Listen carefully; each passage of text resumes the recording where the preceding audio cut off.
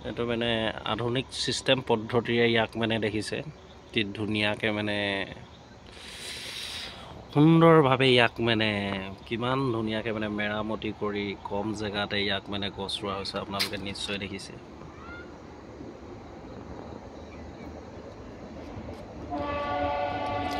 প্লাষ্টিকৰ বটলবিলাক আপোনালোকে পেলাই নিদি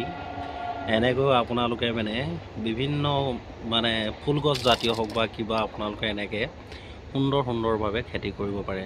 সো ফ্ৰেন্ডছ ভিডিওটো দেখাইছো এটো কাৰণে যে পেলনীয়া প্লাষ্টিক বটলটো আপোনালোকে একম কাটি লৈ তাৰেদি বান্ধি একম মানে ডাউকিটো লমাই বা আপোনালোকে যেনেকৈ সুবিধা নাথাকক আৰু ইয়াক মানে তললৈ এনেকৈ দেখিছে মানে ওপৰলে কইলে যেহেতু মাটিটো মানে ওপৰটোকৈ কাটি দিয়া হৈছে মানে ইয়াৰ পকৰটো কাটি দিয়া হৈছে গতিকে খহি পৰিব গতিকে এই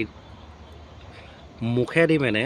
মানে গছৰ মানে হিপাবিলাক এই পাছফালে থৈ মুখেদি মানে ফুলিবলৈ বা ইয়াক তললৈ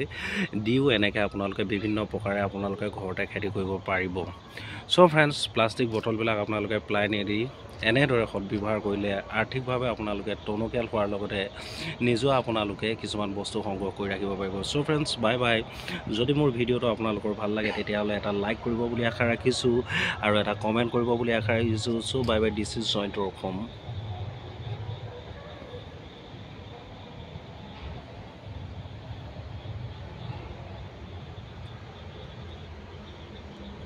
তামোল পুলিখিনি বৰ ধুনীয়া হৈছে দেই